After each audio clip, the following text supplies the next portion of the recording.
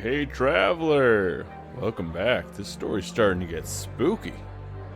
Well, sit on down by the fire. I'm gonna have some food passed around soon. Welcome back, traveler. I see you're interested in hearing the fate of Emzy, the Githyanki Ranger. He was left in a most difficult situation. Hopefully our heroes can find a way to save him. Today, we shall start the tale of Sanctuary, where our heroes try to make their way to the city that holds their base of operations. Let's hope they make it there. I give you Sanctuary, Part 1. Hey, I'm Robert. I'm playing level 2 Githyanki Ranger, MZ. Hi, my name's Humberto. I play Bordun, the level 2 cleric. Hi, my name is Brent. I am playing Kalsar, the level 2 Teeth-Fling Paladin. Evan. I'm playing Ronnie, a level 2 half-elf bard.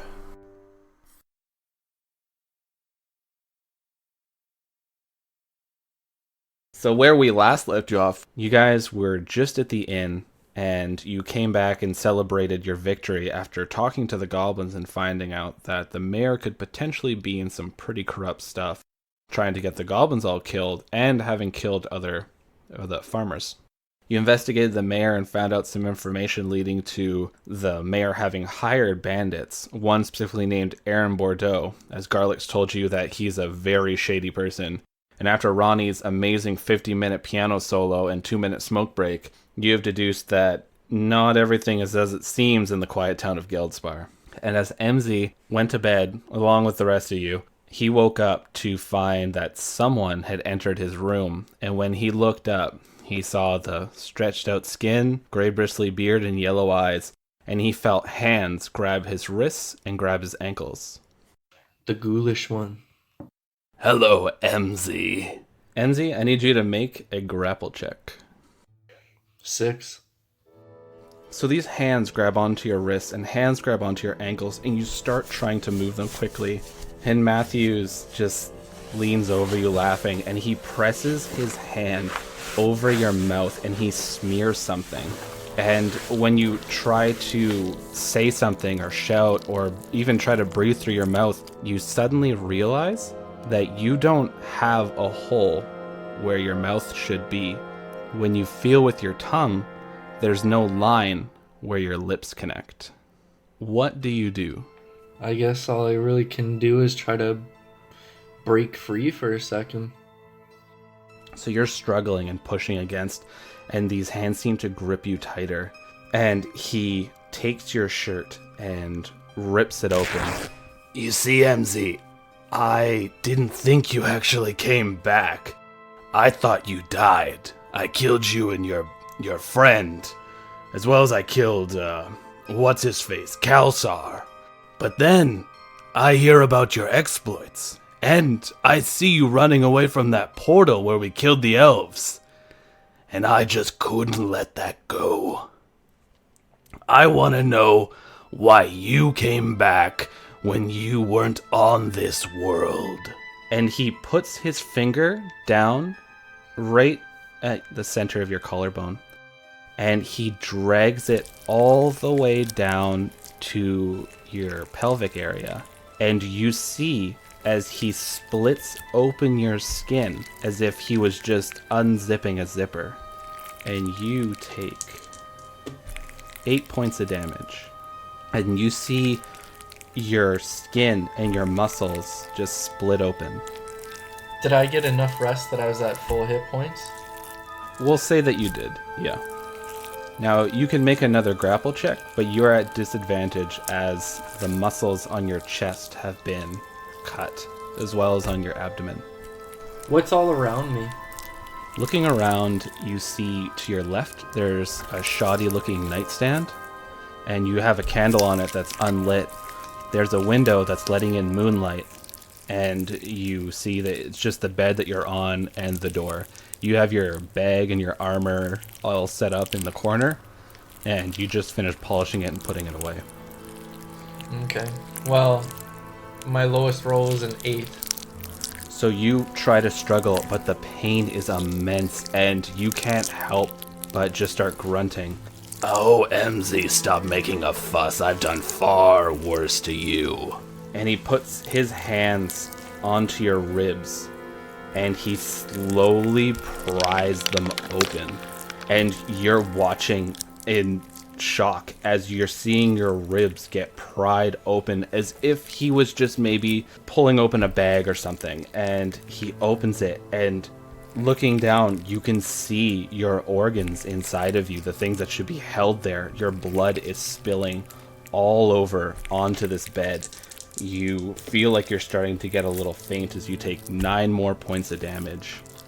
He puts a hand on your face and he heals you for 5. I can't have you die. You see, I need to get a sample. I need to understand. Because if I can understand better, maybe, just maybe, I could use this. Now, while this is happening to you, are you trying to make any noise? Yeah, I'm probably like, and then like just trying to break free. Everyone can make a perception roll. Ronnie, you're at disadvantage as you got drunk. Okay, so 10. I got 17 total. I got 23.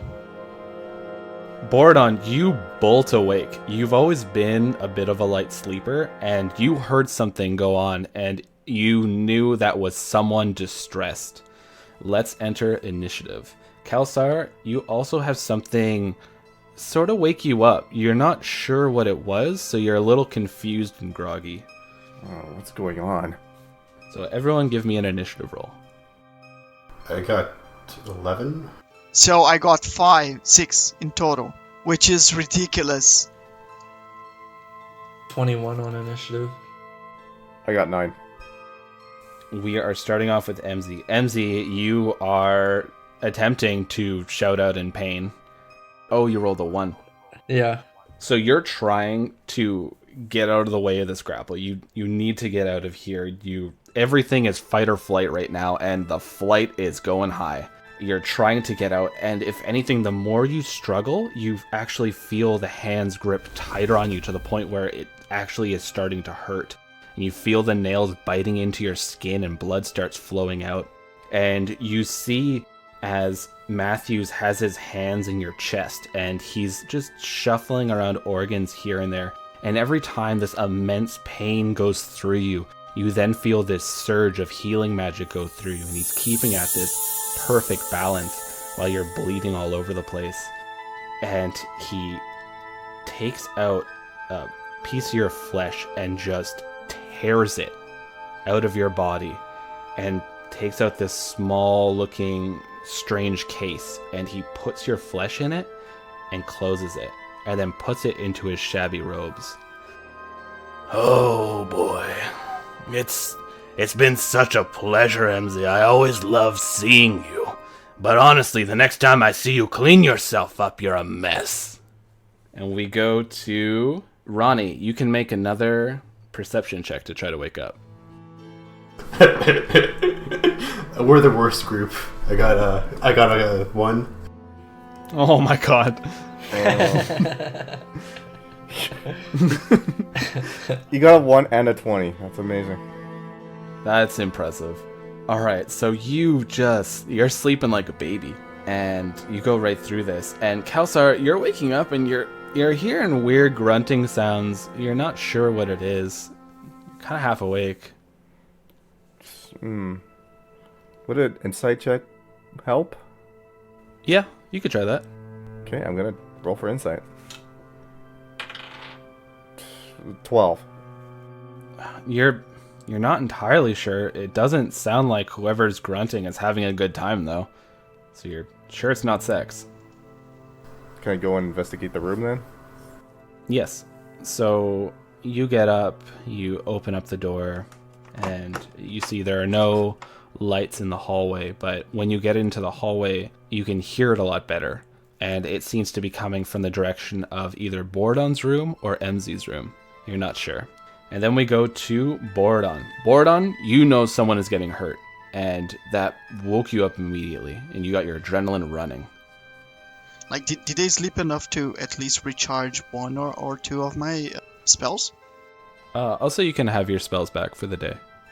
So what I'll do is I'll go to Emzy's room. Okay, so you rush up, you bolt out of your room, and Emzy's is just across the hall from you. You see Kelsar is standing there, looking around more towards your direction, and you just slam open Emzy's room. Borodon, what's going on? We need to help Ronnie now. Ronnie? I don't hear Ronnie. Not Ronnie. What the? Emzy. Yeah. Emzy?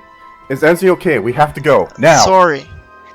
So Bordon, you slam open the door, and Kelsar, you can kind of see a little bit of this, but when you look in, you see that Emzy is held down on the bed. There are these detached arms that are holding on to his wrists and his ankles, and they seem to be fused into the bed frame.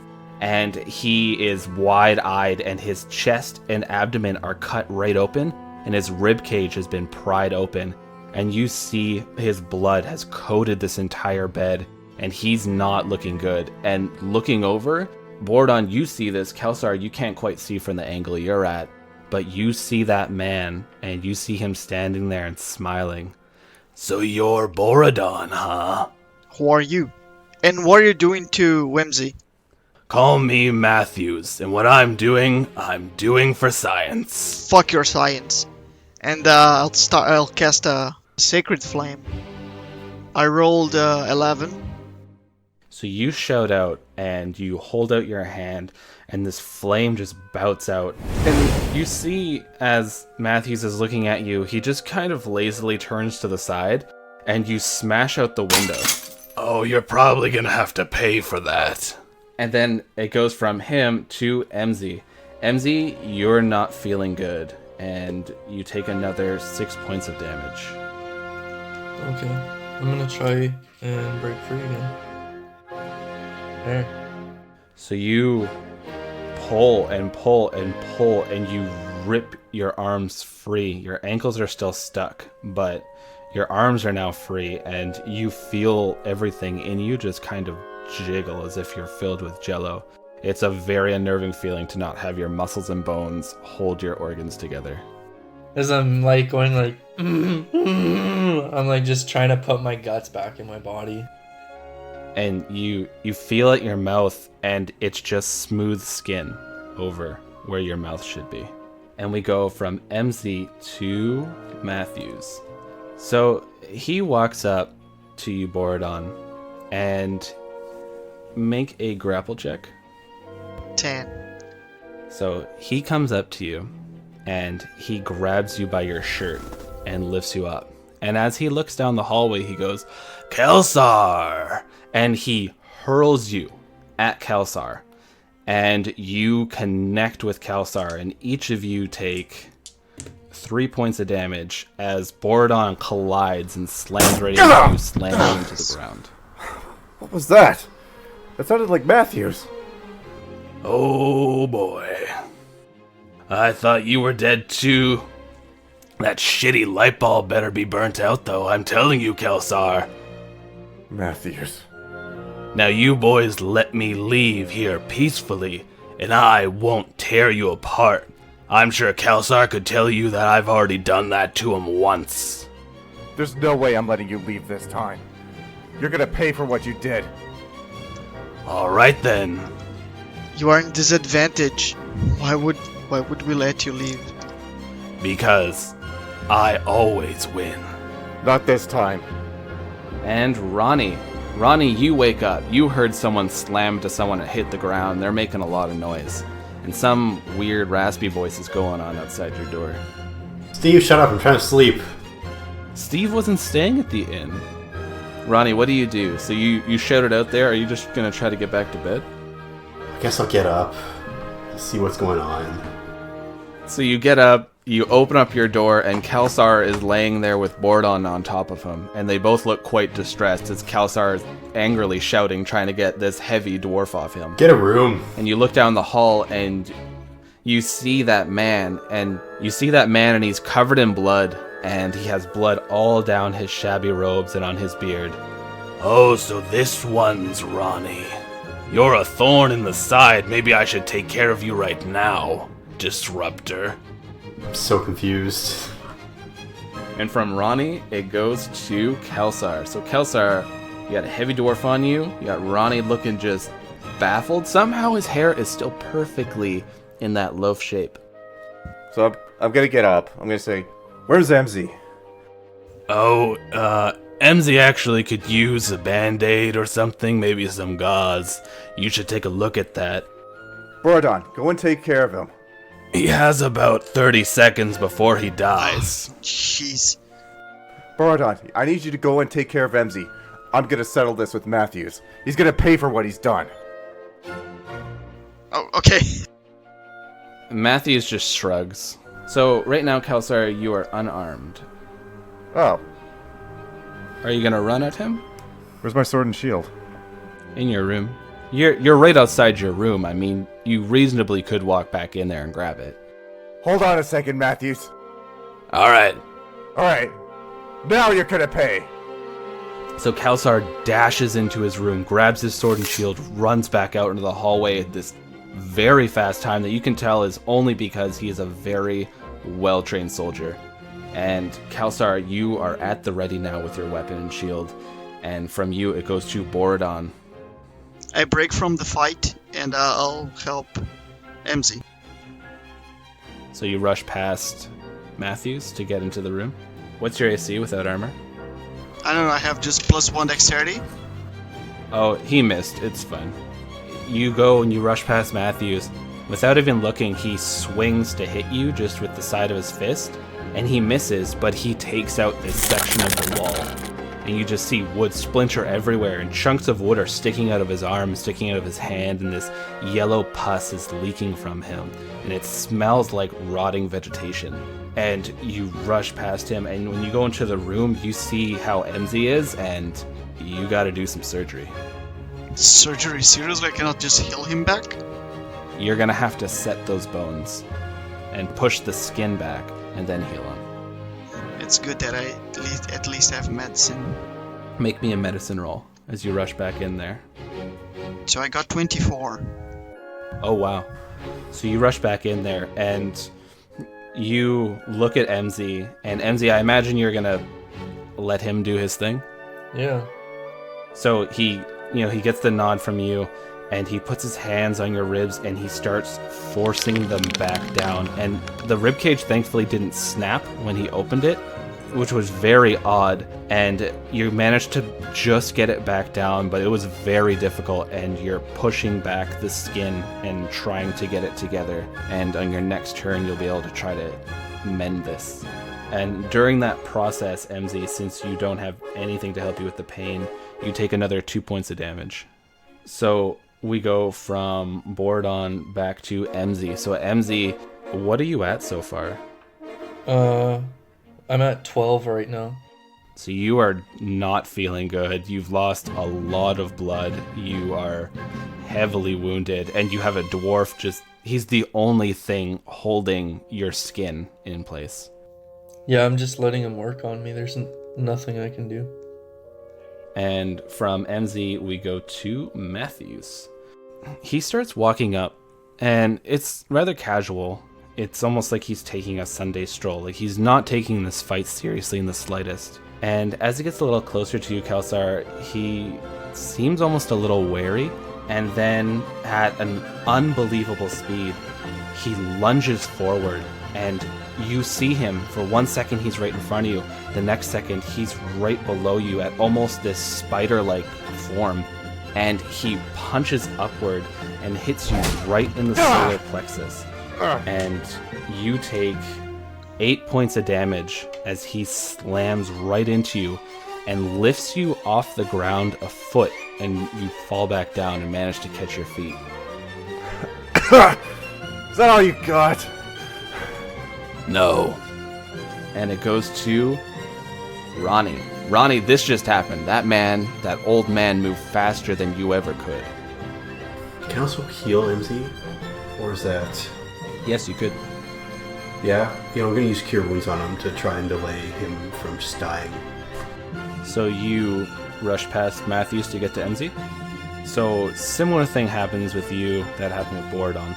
You rush past him, and he seems just too distracted by Kalsar, but he still tries to swing at you nonetheless, and leaves this large hole in the wall. But you manage to just run past him, your platform shoes clacking, and you rush into the room. And you start playing your music, and Borodon, while you're holding this skin close and you're getting ready to heal him, you see this line start forming as flesh is growing anew, sealing MZ back up. Thank God. So, roll your heal. Got 7. So you get 7 hit points back, and Borodon, you feel like you can relax your hands as the skin is now holding together. But he's lost a lot of blood. So Ronnie, so you finish your jam, and you see his skin heal back, and we go over to Kelsar. I'm gonna tell you, Matthews. I'm not really impressed. You managed to rip me in half last time. If you want me to step up my game, I don't mind. I'm gonna step up my game. I'm gonna run and attack Matthews. Okay. Natural 20. Roll me percentile. 30. So you can times your attack by 2. I'm gonna roll 1d8. 12 damage. So you go and you swing your sword, and he goes to try to block it, but you actually get past his defense, surprising him, and you slam your sword right in his chest and rip it down. Take that, you bastard!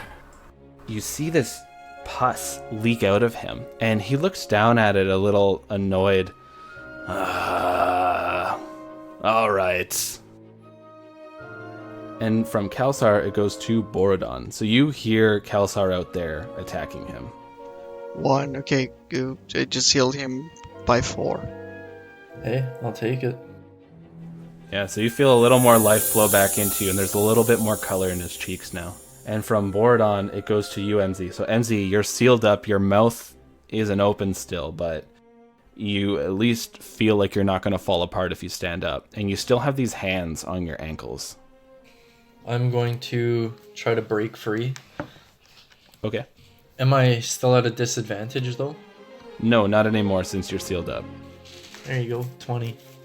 So you kick these hands off of your ankles, and you swat them away and pull your legs off from it, and these arms just sort of fall down useless at the side of the bed. Okay. Is that my... You still have a movement if you want. I'm gonna try to get as close as I can.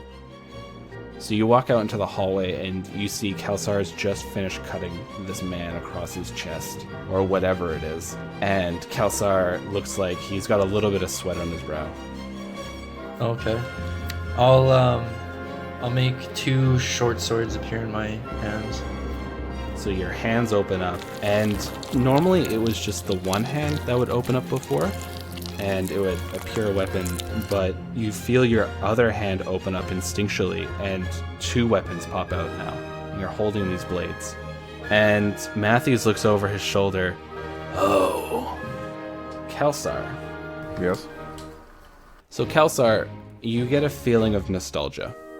He grabs onto you, pulling you closer. You can smell his breath. It smells like rotting meat as you look at these yellow teeth. He grabs on to your right arm and just rips it off.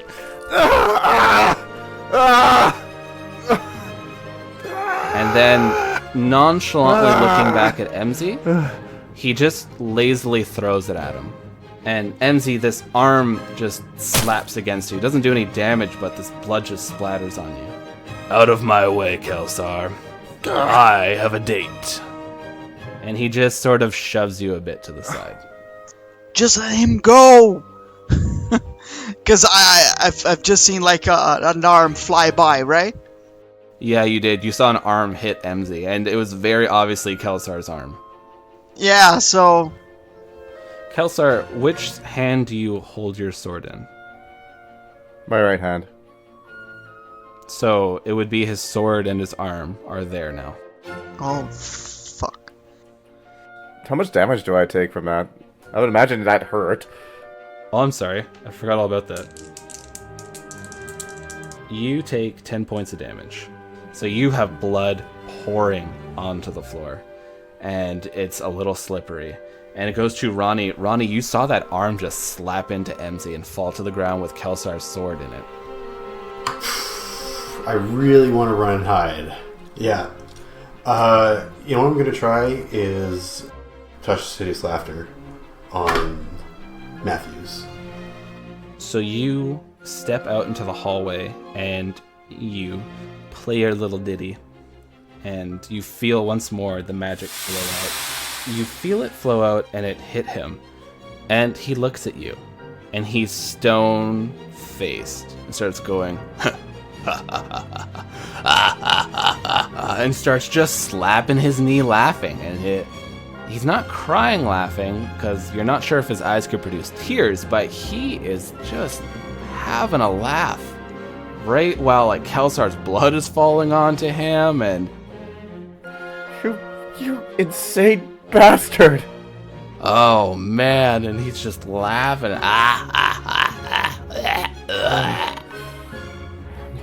I'm not done yet. And then right when you say that, he laughs even harder.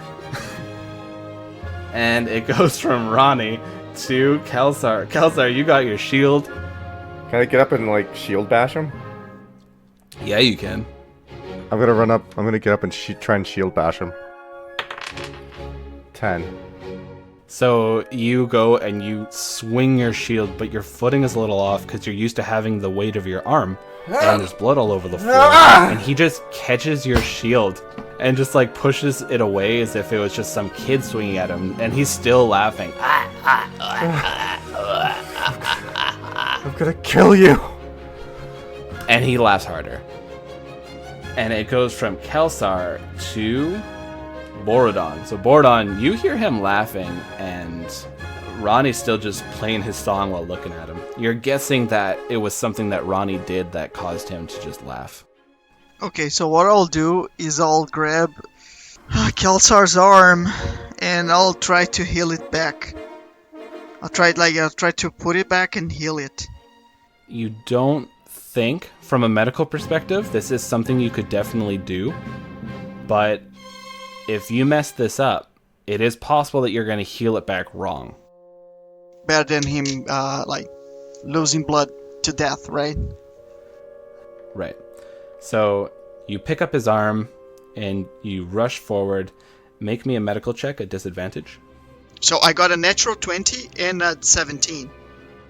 So Borodon, MD, picks up this arm and he starts running. And, you know, some of us have seen one of the greatest doctors who worked in a hospital that was placed right over hell. And so we all know that Garth Marenghi would do this as well. And so you're running in slow motion. You have this arm. It's still holding on to the sword, surprisingly. You slide through Kelsar's blood. And you rush up and you slam his arm back onto the stump. And you can do your final heal. 4. So it's enough to heal it back on and repair the damage. So you put the arm back on miraculously. Borodon, that was amazing. You look over at everyone else, and even Matthews, who's still laughing really hard, is thoroughly impressed with a 23 medicine check. Jesus. Just let him go. It doesn't make any sense. He will overpower us, and I cannot heal you guys back. Like every time he tears you guys apart. So from Borodon, it goes to Emzy. This hallway's getting crowded. Yeah. Is like our hand, like that symbol on the hand, doing anything? Now that you look down at it, you notice that it's glowing yellow. It's glowing yellow? Yeah. Do I feel any different? Anything? You're not quite sure. You've been through just such a traumatic event. Everything's just sort of flooding through your mind right now. You have adrenaline going like nobody's business. You feel like you could run a marathon in seconds, and this man is in front of you just ripping people apart like it's nothing. Okay, well, I'm gonna run at him then. And then, so I took 2 weapon fighting since I leveled up. I'm able to make 2 attacks now, or? Yes. Okay, I'm gonna try to do that then. So my first one is a 15 Okay. and a 9. So you're not quite used to wielding these 2 weapons yet, but your first one goes in and you manage to connect and slash him across the back, but the last one, he managed to just kind of get out of the way. So he takes 7 points of damage. So you cut right across him, and he's still laughing while you slice into him. It's like, ha ha ha ha ha! You think you're gonna win? And he's just going. Ronnie, how long does he laugh for? Oh, sorry. You know what? I read this wrong. It's at the end of each turn, and every time it takes damage. It makes a saving throw. Okay, so I'll let him make the saving throw right now. He straightens up, and the smile drops off his face, and it just looks like this skin is just stretched across. Well, it was fun. And it goes from MZ to his turn. So he looks at Borodon, he looks at Kelsar, and he looks at MZ. And he points a finger downstairs. You hear the innkeeper's wife going, "What's going on up there?" as she's starting to come out. And you see this tear. It happens right in the air. It looks very similar. It slowly rips open, more and more and more. And then you see a hand reach out of it, and then another hand reach out of it. And MZ, you've seen this creature before. This giant gorilla behemoth pulls itself out of this portal. It stands 9 feet tall. It looks like a gorilla that had its skin completely removed. You can see all the muscles and sinew. You see, instead of its head, it's just a stump. But in its chest, there's a chattering, laughing human head. And its hands end in these gigantic claws. It just slams both fists down on the ground. You see the woman looks at it and screams. You should have just let me go. Now the town will die for your pride, Kelsar. No, I won't let this happen. Good luck. Everyone, Borodon, Kelsar, MZ, you get attack of opportunity on him as he walks away. Just punch it. So I got 14. So 14 is a miss. So you try to take a quick swing as he walks away, but you miss him. 20. 20 is a hit. And Kelsar, you have your sword once more. 1. MZ, go ahead and roll your damage. 6. Kelsar, high or low? Hi. So you go to swing, and this pain shoots right through your newly connected arm. It's not ready to be swinging. And you drop the sword, and it clatters to the ground, and you're forced to a knee as this pain is just shooting through you. MZ, you swing your blade as he's quickly walking away, and you connect and slice him on the side, but he doesn't even seem to notice. And he just starts walking down the stairs, and he pats the beast on the side and says, Have fun. and then the head in it starts going, We're so dead. From their turn, the door suddenly flies open from the entrance of the tavern, and you see Garlic standing there wide-eyed, and a white glowing Eodin, just as pale could be. He's already an albino, and he looks even paler. Garlic looks up at you guys, Jump out the window, we're running. and then that is his go. And he moves out of the doorway to let Matthews get through. And from him, it goes to Ronnie. So Ronnie, you just heard Garlic shut up the stairs to jump out the window. You're running. Is there a window in front of me that I can actually see? There is a window in MC's room that was actually conveniently blown out by Borodon. Alright, guess we go down there. My sword! Ronnie, make me an acrobatics check.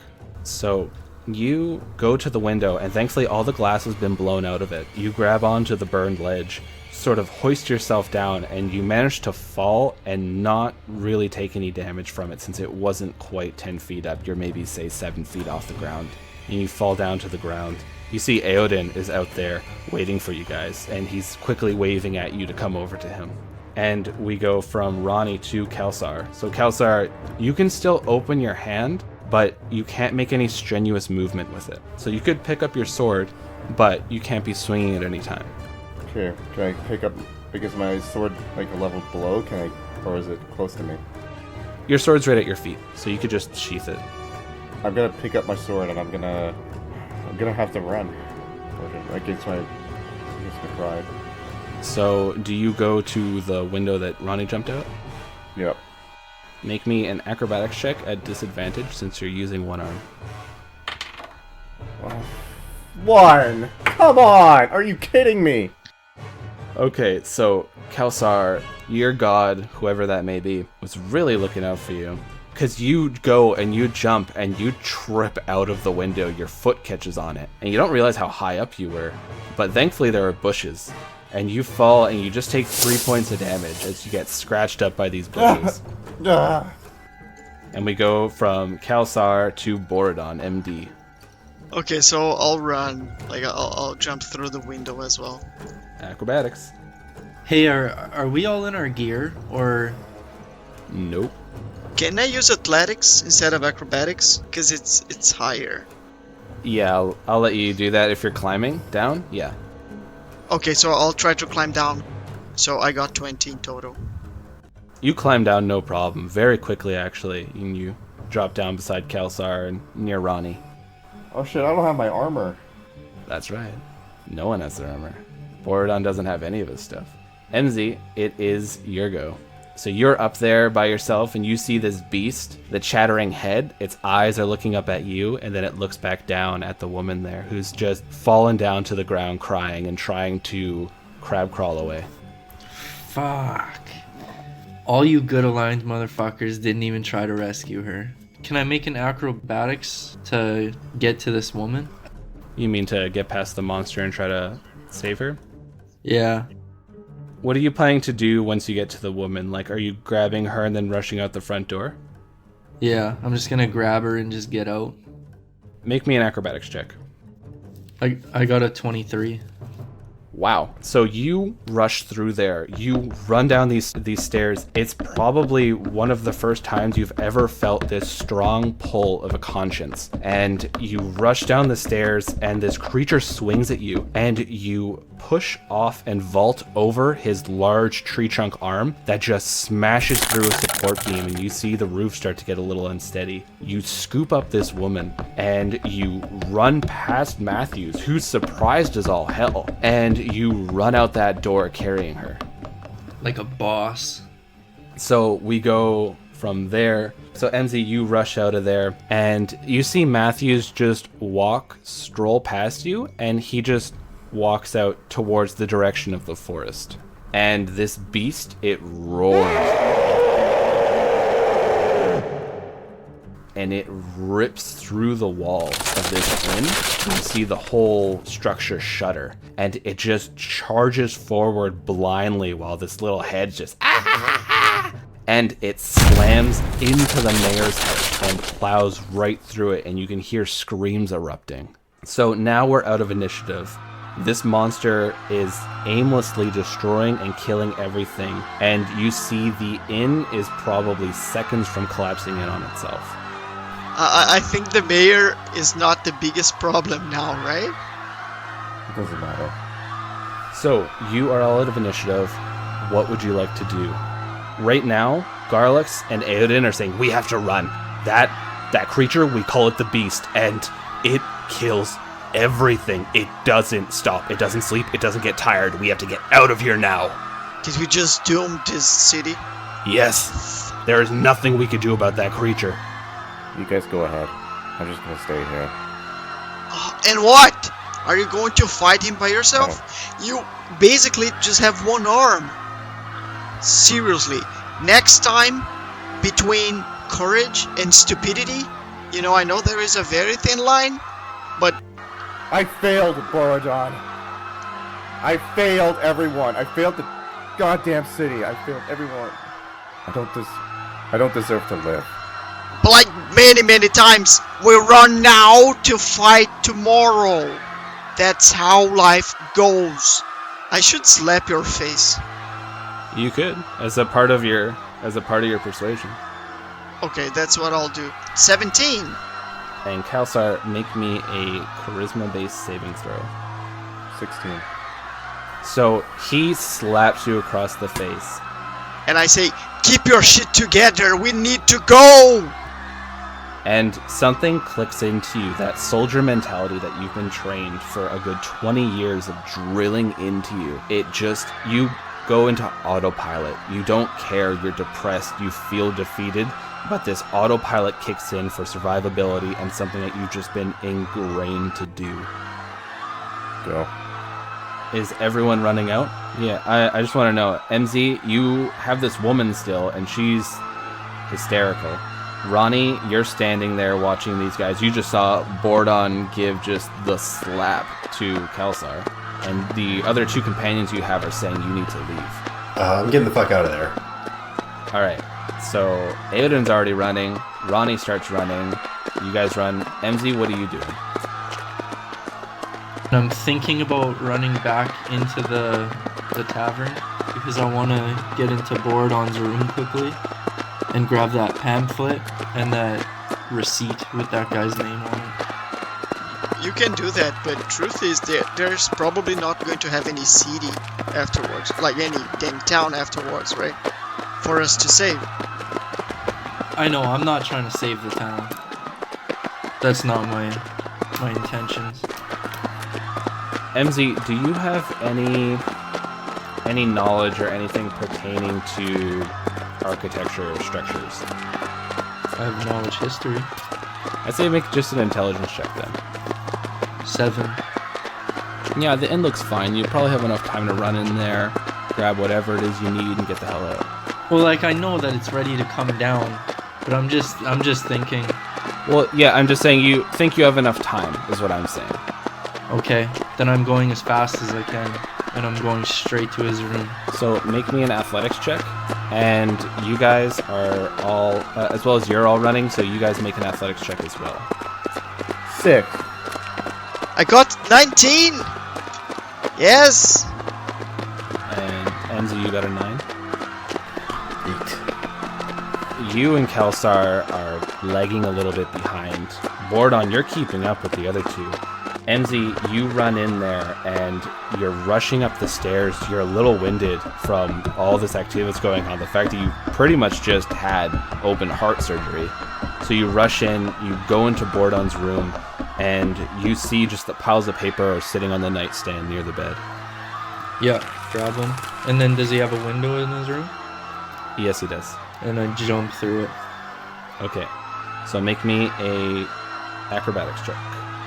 So you smash through this window, you take 2 points of damage from the glass cutting you, and you hit the ground running, and you manage to catch up after a little bit.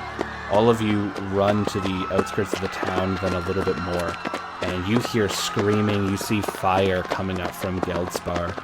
You see the direction that Matthew was walking was towards the Goblin Cave, and you just hear everyone crying out in the distance.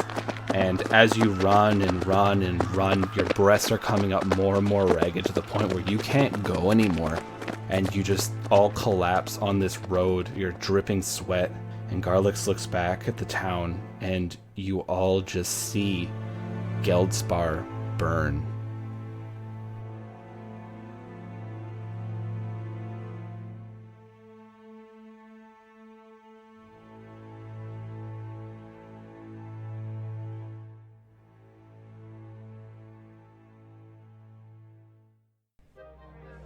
A hero is not only measured by their successes, but they also measured by their failures.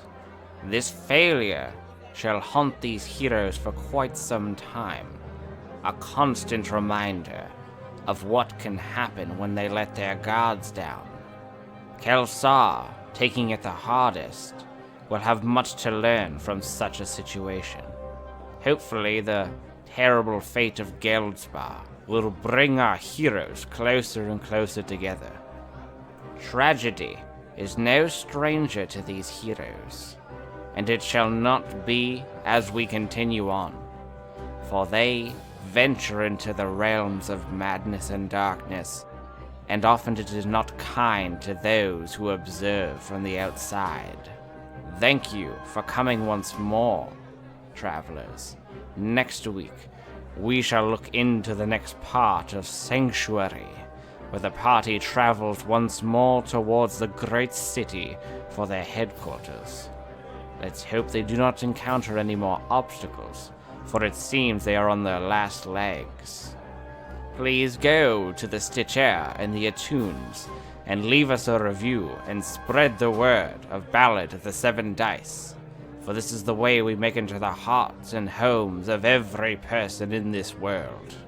I thank you, dear travelers, and I bid you adieu.